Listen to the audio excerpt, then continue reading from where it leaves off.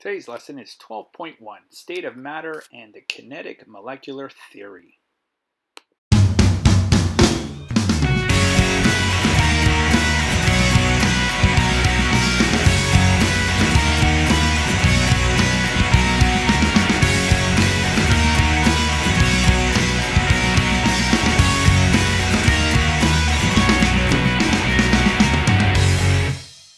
We are looking at 12.1, State of Matter and the Kinetic Model Theory that sometimes will be referred to as KMT. So, air is a gaseous mixture consisting of 78% nitrogen gas, 21% oxygen, and trace amounts of water, carbon dioxide, argon, methane, and other gases. Understand that from day to day, this can vary. This typically will vary based on how warm it is outside. And right now, because we are going through this heat wave here in the city, the amount of water is going to be pretty much maxed out. And so on those days when the humidity is at 100%, when you perspire, when you sweat, that sweat is trying to evaporate in the air. But if the air is filled with the maximum amount of water that it can hold, that's why the water doesn't evaporate off your skin, hence the reason why you feel sticky when you're outside. Carbon dioxide values, as you've heard probably in the news, especially when we're talking about climate change, that also is varying from day to day, as well as methane gas, as you've probably heard if you are following along with what's going on in terms of I guess the protesting of carbon emissions. Anyhow, 3 commonly known states of matter, as you should know: solids, liquids, and gases. Okay, so here I've got pretty much a diagram that just demonstrates the difference between solids, liquids, and gases. And know that solids pretty much, they have a definite shape and volume. Okay, so notice they've got a definite shape and volume. So think about any type of solid structure, it's positioned the way it's positioned, right? It's constructed the way it's constructed. Parts don't really move from one side to another. There is no type of fluidity in solids, but in liquids, on the other hand, there is that bit of fluidity. However, it also has a definite volume, but not a definite shape. And the thing is, the shape of that liquid is directly related to the container that it's in. Okay, so when you're thinking, oh wait a second, of course the liquid has a definite shape. Well, yeah, if you put it into a glass that is cylindrical, okay, it's cylindrical, right? It'll take the shape of that cylinder. But if you were to put it, let's say, in a container that is cone-like, it will now take the shape of that cone. Okay, and gases, on the other hand, they do not have a definite shape or volume, and they are more free-flowing, and there's a lot more chaos. Particles are kind of moving all over the place. Understand that there is movement that's going on here with these solids. They vibrate very little bit, but then as you add heat, the vibrations get greater and greater. Eventually, they start to kind of move around a lot more, and then eventually to the point of gases, they are just kind of so independent from one another. So solids and liquid particles cannot squeeze closer together. So they're considered incompressible. Okay, gases, on the other hand, we can squeeze gases together and bring the particles closer together. But with solids and liquids, they're already close enough that they cannot be further compressed. So the particles of a solid are held together in this framework called a crystal lattice. Okay, we typically call anything ionic crystal lattice structures, but if we want to kind of simplify solids, we can imagine this same type of structure as what keeps a solid together. Okay, so imagine if we were looking at an ice cube, for example, and pretend that each one of these, right, each one of these circles was really water molecules all held together in this cube-like structure. Okay, so solids have a definite shape, and the particles are unable to slip past each other, and thus they are unable to change the shape of that solid. Okay, so solids have a movement. Okay, and the the motion that they can contain, and there's very little motion that they actually share, and that motion that is found amongst solids are vibrational motion. So vibrational motion, particles kind of vibrate in position, but they do not move within the solid structure. So solid particles have a fixed space, and therefore their degree of disorder is very low, right? Because you think about just any solid structure. If you're looking at a molecule of that structure in that corner, that molecule will remain there the entire time. Okay, so it will not move. So hence the reason why there's very little disorder, because it's going to stay where it's positioned. Okay, liquids, on the other hand, they too will vibrate. Okay, so they too will have vibrational motion just like solids, but now liquids have an additional form of motion, and that additional form of motion is in the form of a rotational motion, because it now has the ability to change its positioning in that liquid. So here, for example, we've got that, a beaker of water. So the molecule of water, let's say there's a water molecule, okay, and we kind of want to simplify it using Dalton's analogy that all objects are made up of, these billiard ball models to demonstrate a molecule. But anyhow, that molecule of water, even though it's in that corner at this current time when we're looking at this beaker, it will have a fluidity within, and it will move from different positions within that beaker of water, and hence the reason why we have that rotational motion. So all objects will have this vibrational motion. Solids vibrate. When we add heat to them and we cause a solid to eventually melt into that liquid, that vibration increases. And because of the result of the increase in vibration, now we're going to start to get a new motion, and that's the rotational motion as it's moving and flowing within the liquid. But there's also vibrational motion as well within that beaker. And this is one of the reasons why liquids are considered, they're able to flow and they're able to change shape, but their volume will still remain the same. Gases, on the other hand, okay, pretty much they move independent of one another. Okay, they don't care because they're moving all over. So gas particles will move from one point in space to another, and that's what's referred to as a third type of motion, which is translational motion. So gas particles actually will show all three bits of motion. So vibrational motion, as in solids, rotational motion, as in liquids, but remember liquids also vibrate, but gases now have an additional, and that's that translational motion where they're able to freely move in space based on whatever their container that they're in. Think about if you're ever boiling a pot of water and you kind of looking at the level of the water in the pot, and notice that level is slowly decreasing. Where's the water going? Well, the water is kind of evaporating and eventually leaving from the pot if you've got the pot open. Typically, you will use a pot that, you don't typically fully have it sealed, because you don't want to pull that and then have that, kind of pop from the lid. So typically lids will have like a little opening to allow for gas to actually leave without collecting too much pressure being created within that pot of water. So gases, on the other hand, will have a high degree of disorder because they're going all over the place. They are exhibiting tons of translational motion, but remember that they exhibit translational, vibrational, and rotational motion.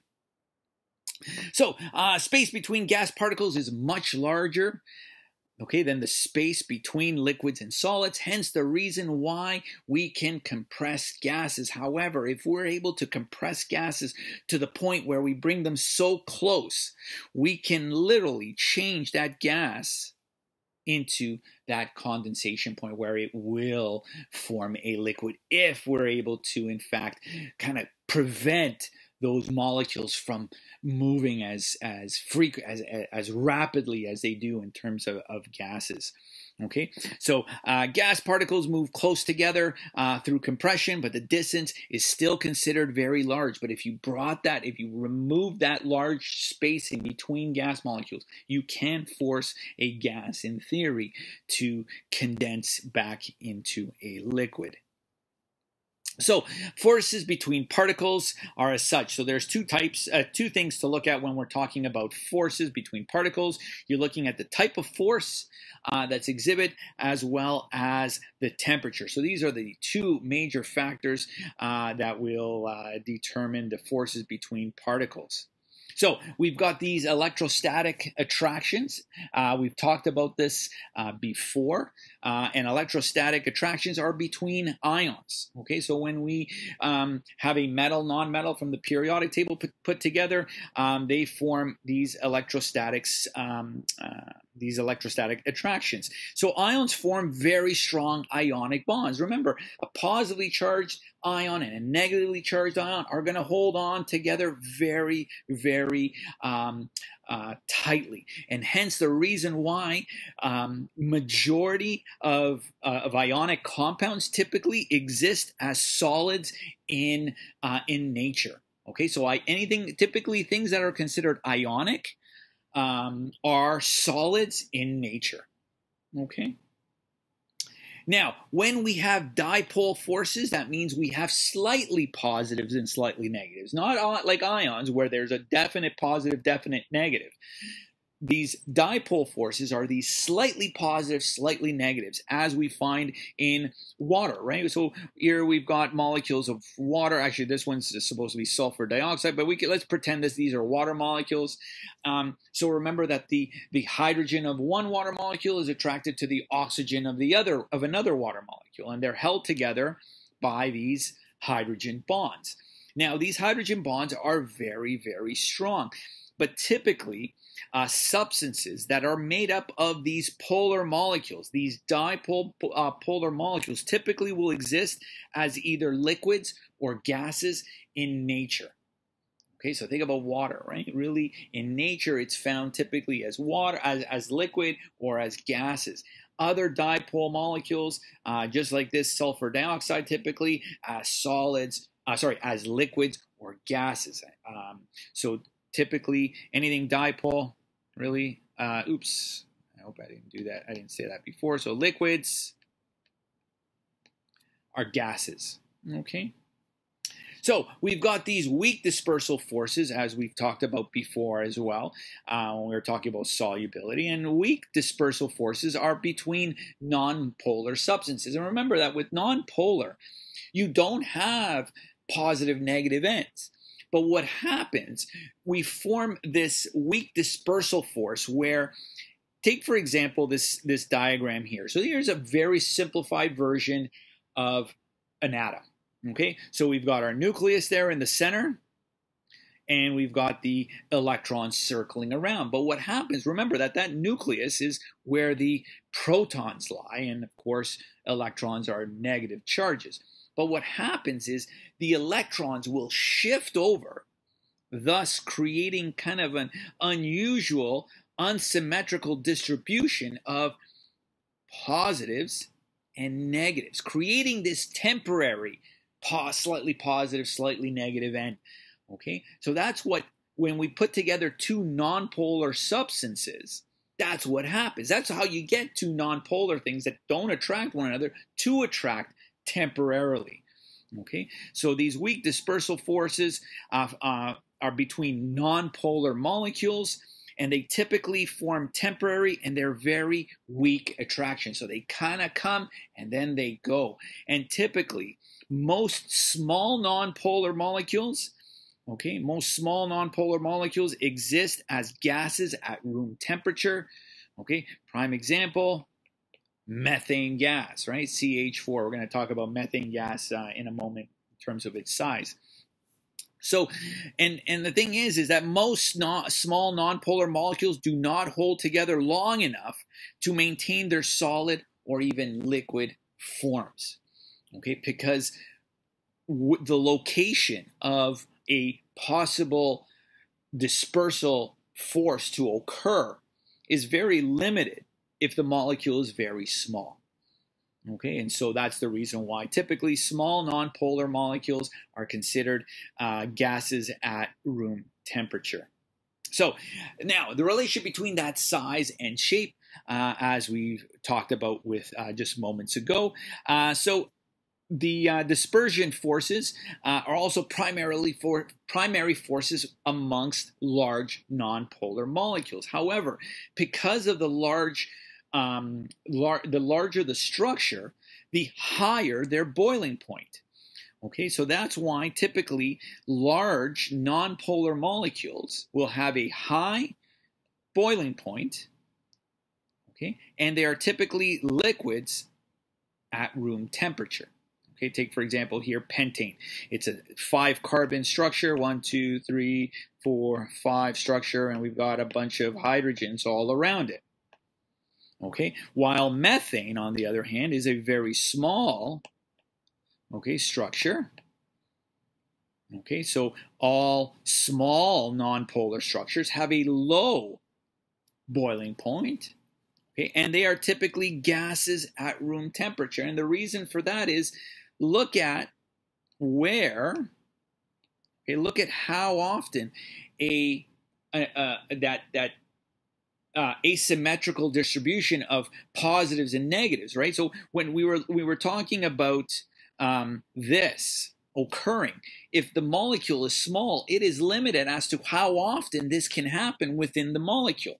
But if you have a large molecule, as we have here, that can occur at any one of these carbons. So that uneven distribution of positives, negatives, where the electrons kind of shift over within the molecule to allow the nucleus to be on one side of the atom and the electrons collecting all on the opposite side, that occurs greater with larger molecules, hence the reason why they're typically liquids at room temperature.